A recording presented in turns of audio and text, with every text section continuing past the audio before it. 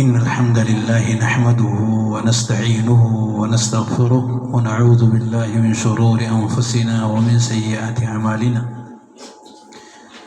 من يهده الله فلا مضل له ومن يضلله فلا هادي له، وأشهد أن لا إله إلا الله وحده لا شريك له، وأشهد أن محمدا عبده ورسوله.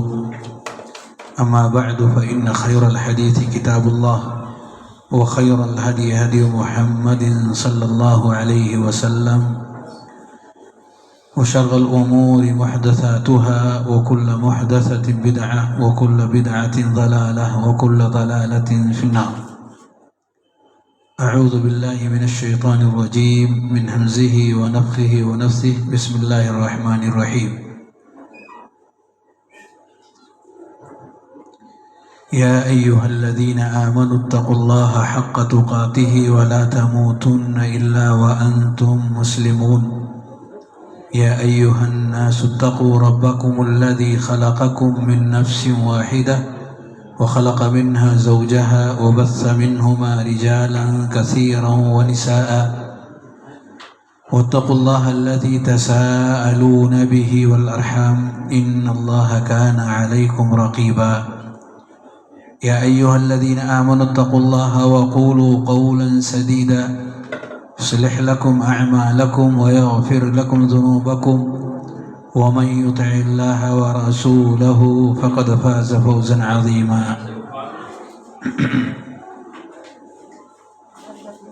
وقال تعالى في موضع آخر: واعبد ربك حتى يأتيك اليقين.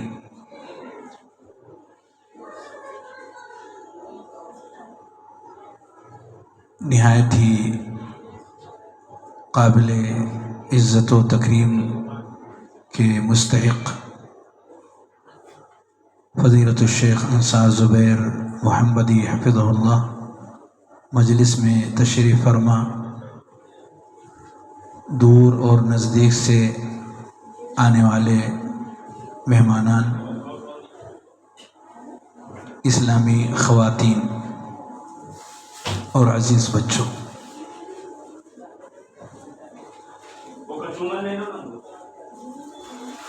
بہت ہی خوشی اور مسرت کا مقام ہے کہ آپ تمام نے مل کر ایک نہایت ہی عظیم الشان کام، جو کہ علمی کاموں میں سے لائق تحسین قدم ہے، جسے مل جل کر کے آپ تمام نے اٹھایا اور کامیابی اور کامرانی سے اسے انتہا تک پہنچانے کی کوشش کی ہے. رب کریم شیخ محترم کو جزائے خیر عطا فرمائے کہ آپ نے اس کے لیے اپنے قیمتی ترین اوقات لگائے، اور آپ تمام نے دلچسپی کے ساتھ ان علمی باتوں کو نہ صرف سننے کی حد تک بلکہ اس کے آگے سمجھنے اور اسے ضبط کرنے، یاد کرنے، اور اس کے آگے بھی اگزام پاس کرنے اور اعلیٰ ترین نمبرات کے ساتھ اسے پاس کرنے میں کامیابی آپ نے حاصل فرمائی.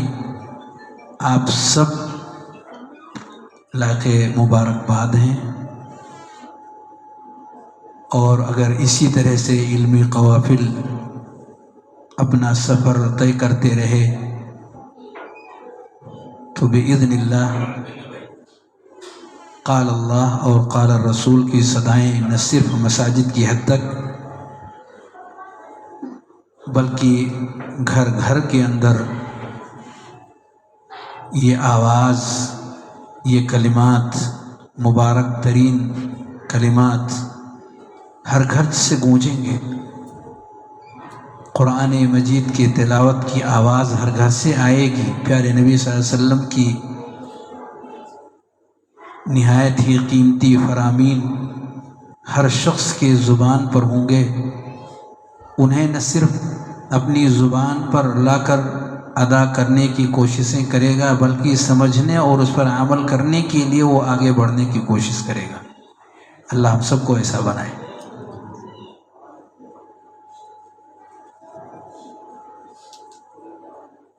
اس مناسبت سے میں چاہتا ہوں کہ اس کتاب جو کہ نہایت ہی عظیم الشان کتاب ہے، الاصول الثلاثہ، عقیدے پر مختصر مگر جامع، اس کے اندر جو باتیں مؤلف رحمہ اللہ نے پیش فرمائی ہیں،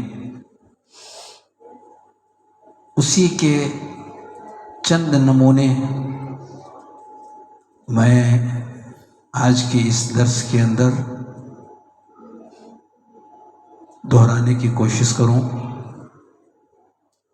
تاکہ ایک بار آپ کے پردے سماعت سے پھر وہ چیزیں گونجیں جنہیں آپ ایک عرصے سے سیکھتے رہے ہیں، سمجھتے رہے ہیں، اور اس کے مطابق آپ نے اپنی قیمتی اوقات صرف کیے ہیں۔ میں نے عبادت کے موضوع کو یہاں عمومی طور پر آیت کریمہ کی روشنی میں لینے کے لیے مناسب خیال کیا کہ آج کے اس درس میں اسی سے متعلق کچھ دیر آپ سے گفتگو ہو۔ اور جب میں کہتا ہوں گفتگو ہو کا معنی یہ ہے کہ اکیلے نہیں، آپ کے ساتھ مل کر جو وقت ابھی ہمارے اور آپ کے درمیان ہے، گرچہ یہ وقت مختصر ہے لیکن گفتگو کے ساتھ ہی یہ مجلس ان مختصر اوقات کے اندر آگے بڑھے۔ اس کتاب میں آپ نے پڑھا ہے الحمدللہ کہ اللہ رب العالمین نے ہم سب کو کس لیے پیدا کیا؟ اپنی عبادت کے لیے۔ الحمدللہ فرمایا اللہ نے وَمَا خَلَقْتُ الْجِنَّ وَالْإِنسَ إِلَّا لِيَعْبُدُونَ۔ مقصد تخلیق اللہ نے اس آیت کریمہ میں سارے انس اور سارے جن کے لیے عبادت ہی قرار دیا ہے۔ مجھے قوی امید ہے آپ تمام سے کہ عبادت کا مفہوم میری زبان سے سننے کے بجائے آپ خود ہمیں سنانے کی کوشش کریں گے۔ شاید اس کتاب میں عبادت کا کلمہ آیا ہوگا یا نہیں۔ عبادت کسے کہتے ہیں؟ جس کے لیے اللہ نے ہم کو پیدا کیا ہے، وہ کیا چیز ہے اور وہ کیسے ادا ہوگی؟ جی کچھ کہہ رہے تھے آپ؟ سرنڈر کر دیں۔ عبادت کسے کہتے ہیں؟ جی آپ بتائیں۔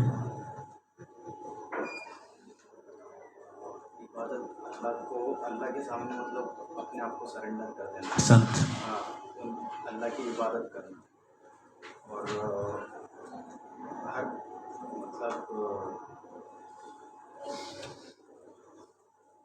کوئی بات نہیں۔ جی آپ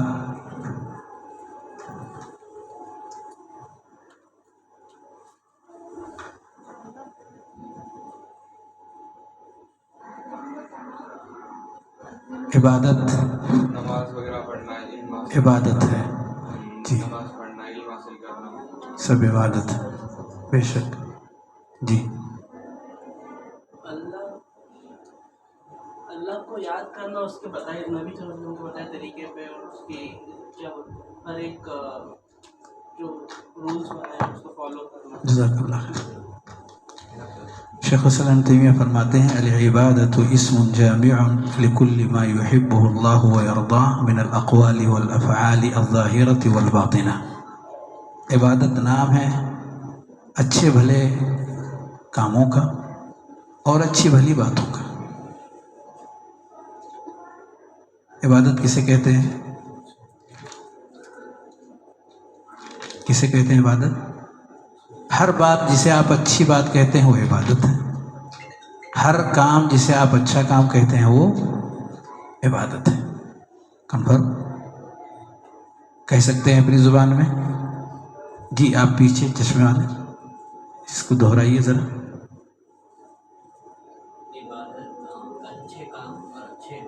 اچھی باتوں کو اور اچھے کام کو عبادت کہا جاتا ہے۔ جی بیٹھے، کوئی مثال؟ جی کھڑے ہو کے۔ احسن، بارک اللہ فیک۔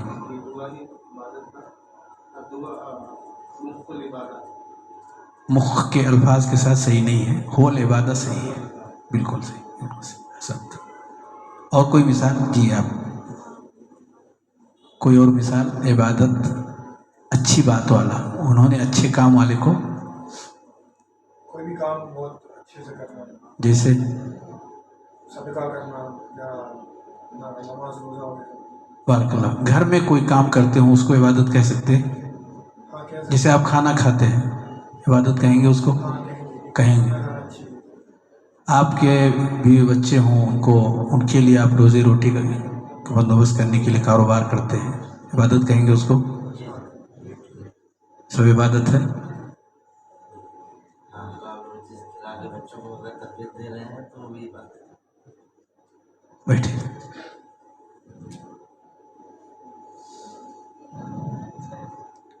یہ ایک ٹاپک ہے جس کے لیے تھوڑے سے وقت کی ضرورت ہے، میں بہت تفصیل میں نہیں جاؤں گا، لیکن یہ کہوں گا عبادت صرف ان اچھے اور بھلے کاموں کو اور اچھی اور بھلی باتوں کو کہا جائے گا جس میں، جیسا کہ علامہ ابن قیم رحمہ اللہ فرماتے ہیں، کمال التذلل مع کمال الخضوع والمحبہ والانقیاد، جس کے اندر یہ باتیں پائی جاتی ہوں وہ عبادت ہوگا، جس کے اندر تذلل یعنی انکساری پائی جاتی ہو،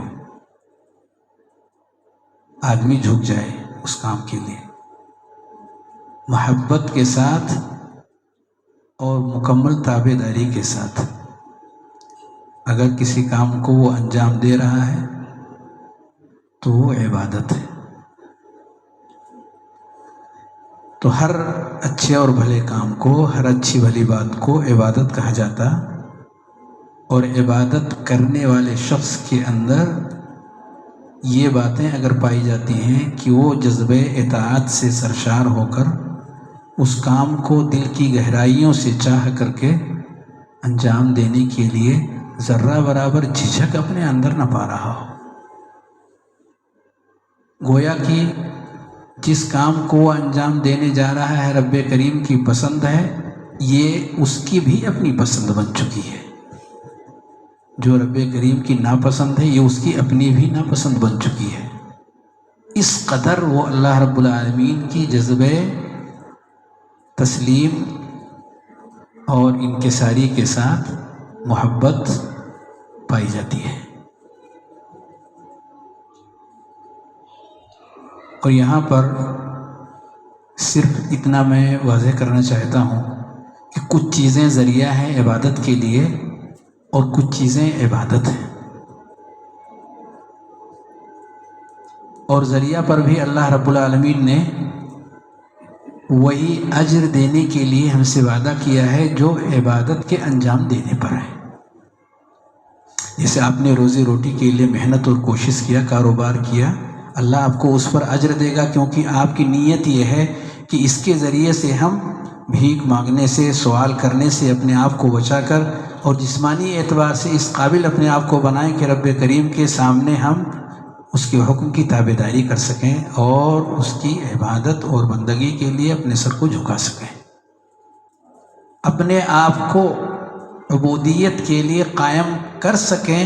ہر وہ کام جو ہمیں اس قابل بنا دے اس پر اللہ وہی اجر دے گا جو عبادت کرنے پر اجر دیتا ہے۔ اصطلاحاً اس کو اطاعت کہا جاتا ہے۔ تو رب کے حکم کی پابندی کے کرنے پر اللہ ہم کو اجر دے گا، دنیاوی کام ہو یا کوئی اور، اگر وہ ہمیں جوڑ رہا ہو کہاں؟ رب کی پسند سے جوڑ رہا ہو، عبادت سے جوڑ رہا ہو۔ عبادات اللہ رب العالمین کے قریب کرنے والے کام بیان کر دیے گئے ہیں،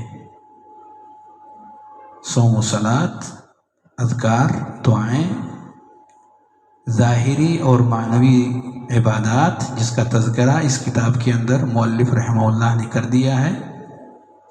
ظاہری کا آپ نے تذکرہ کیا، معنوی جیسے امید، توکل، رغبت، خوف وغیرہ، یہ سب اندرونی عبادات ہیں، دلی عبادات ہیں۔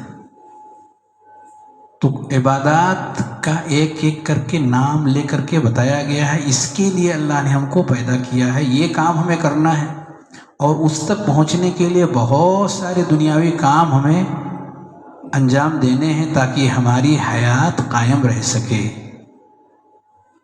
تو ہم کھانا کھاتے ہیں، وہ عبادت نہیں ہے، عبادت تک پہنچانے والی ہے، اللہ اس پر ہمیں وہی اجر دے گا۔ ہم کاروبار کرتے ہیں، وہ عبادت نہیں ہے لیکن عبادت سے جوڑنے والی ہے، اس پر اللہ ہم کو وہی اجر دے گا۔ تو اگر کوئی مباح چیز کسی فرض تک پہنچانے والی ہو تو وہ فرض ہو جاتی ہے، کسی سنت تک پہنچانے والی ہو تو وہ سنت ہو جاتی ہے، اللہ رب العالمین کے یہاں اس کا وہی مقام ہو جاتا ہے، اس پر وہی اجر اس انسان کو ملے گا۔ علی کل میرا مقصود تھا کہ ایک وہ چیز جو آپ نے ایک عرصے سے الحمدللہ محنت کر کے اسے حاصل کیا ہوا ہے، دوبارہ ریوائز ہو جائے، اور اصل مقصد تخلیق جس کے لیے اللہ نے ہمیں پیدا کیا ہے ہمیشہ ہمارے ذہنوں میں قائم رہے۔ ہم پڑھتے کس لیے ہیں؟ تاکہ رب کی عبادت کر سکے، ظاہری عبادت ہو یا باطنی عبادت ہو۔ انہی عبادات میں سے ایک عبادت ہے عبادت توحید، جو کہ اصل الاصول ہے۔ توحید کا درس آپ نے لیا ہے؟ توحید کسے کہیں گے؟ توحید توحید کا مطلب یہ ہے کہ کھڑے ہو توحید کا مطلب یہ ہے کہ صرف اور صرف اللہ کی عبادت کرنا، اللہ کے علاوہ کسی کی عبادت نہیں۔ جزاک اللہ خیر۔ جی آپ کچھ کہنا چاہ رہے تھے؟ کھڑے ہو۔ جی جی توحید کی قسمیں میں نہیں، توحید کا مفہوم اللہ کو اس کی ذات میں واحد ماننا، سارے معبود باطلہ کو چھوڑ کے مطلب اللہ تعالیٰ ہی معبود برحق ہے۔ اس میں کوئی شبہ نہیں کہ اللہ ہی معبود برحق ہے، کوئی شبہ نہیں، لیکن توحید کسے کہتے ہیں؟ توحید کسے کہا جاتا ہے؟ جی اللہ ہی یہ مسجد توحید ہے، عبادت کے لائق ہے، اس کی گواہی دے۔ اس کی گواہی دینا، اور ان کو بھی شامل کر کے مائک ہے، وہ بھی انشاءاللہ جواب دیں گی۔ ان کو بھی شامل کر لیں۔ جی سر۔ جی اگر توحید کا مفہوم نیچے سے خواتین اگر بیان کرنا چاہیں، توحید کسے کہتے ہیں؟ آواز نہیں جا رہی ہے کیا؟ نیچے جا رہی ہے؟ السلام علیکم شیخ۔ السلام ورحمۃ اللہ وبرکاتہ۔ جی بتائیے۔ جی شیخ، توحید یہ کہ اللہ کی ربوبیت، الوہیت اور اسماء و صفات کو ماننا، اور جیسے کہ ہم نے پڑھا تھا کہ لا معبود بحق الا اللہ، یعنی اللہ کے سوا کوئی معبود برحق نہیں ہے، اور پڑھا تھا کہ لا مطاع بحق الا رسول اللہ، اور اطاعت کے مستحق صرف اللہ کے رسول صلی اللہ علیہ وسلم ہے۔ تو ہمیں اللہ کو ایک جاننا ہے، اور سارے جو बातिल माबूद है उनका इनकार करना है। बारकल्लाहु फीक। कोई दूसरा?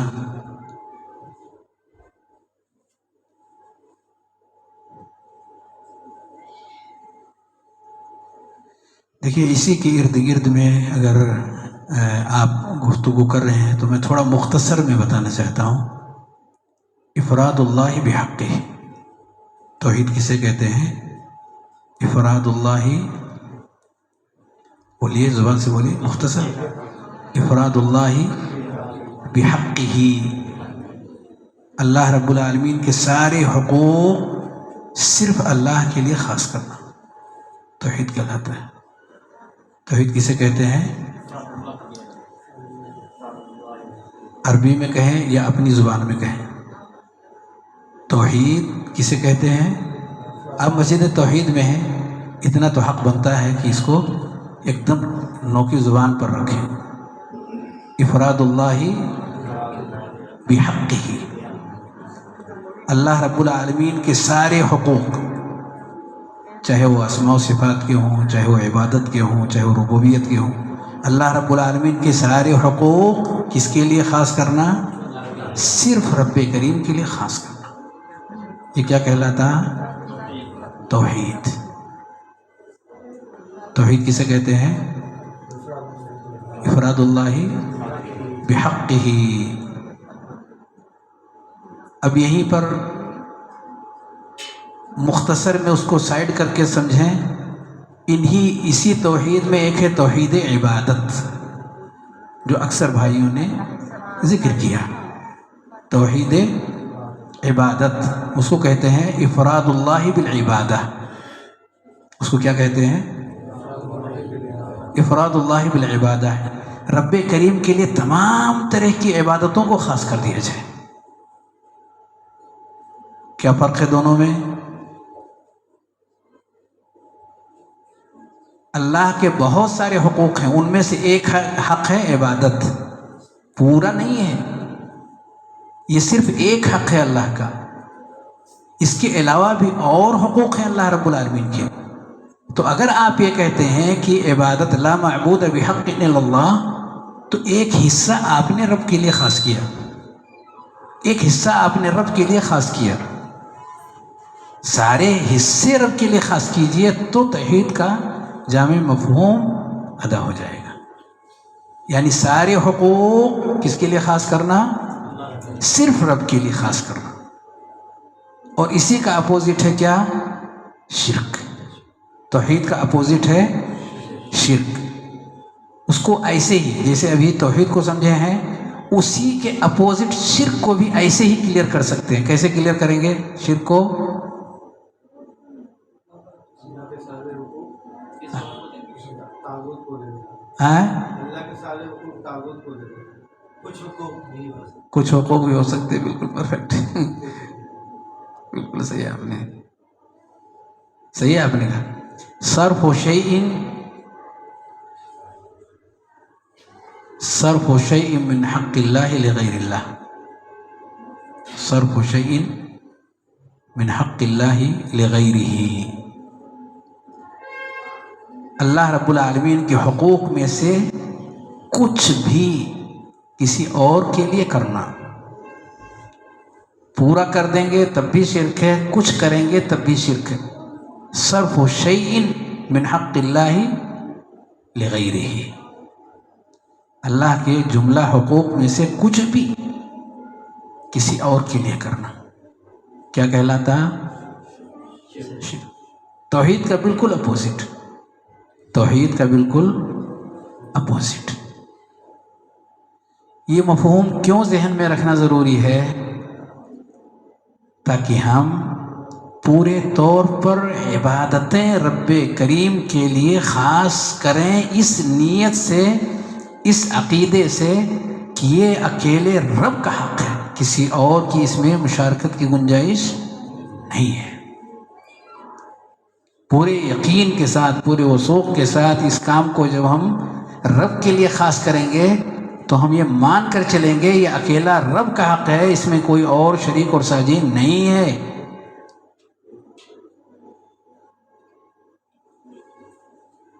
अला कुल्लिन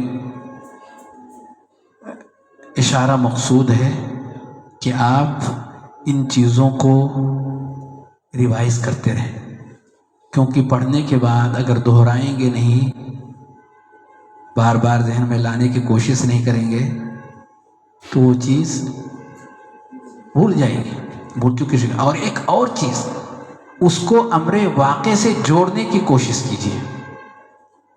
جو بھی عقیدے کی چیزیں ہیں وہ صرف کتابی نہیں ہیں، بلکہ وہ انسان کی زندگی سے جڑی ہوئی چیزیں ہیں۔ ایک ایک چیز کو جوڑ کر کے سمجھ کر کے اس کو ہم کرنے کی کوشش کریں۔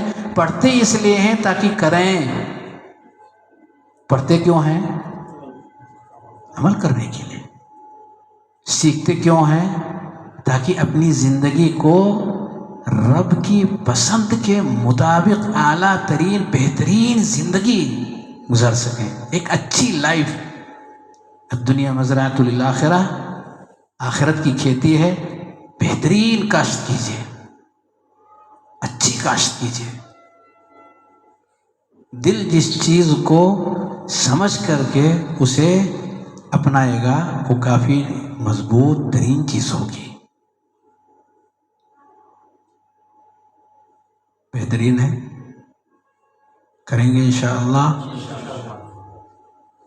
آئیے گفتگو کے آخر میں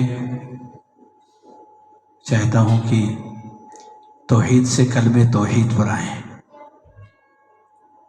کسے کہتے ہیں؟ لا الہ الا اللہ۔ جی ذرا زور سے بولیے۔ لا الہ الا اللہ محمد رسول اللہ۔ جی ہم بتائیں۔ کلمہ توحید۔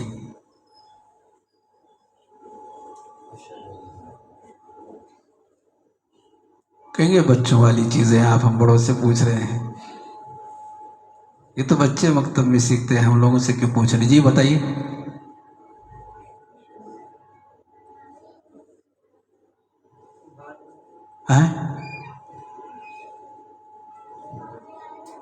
جی ہمارے پڑوسی ایک بار کھڑے، ہاں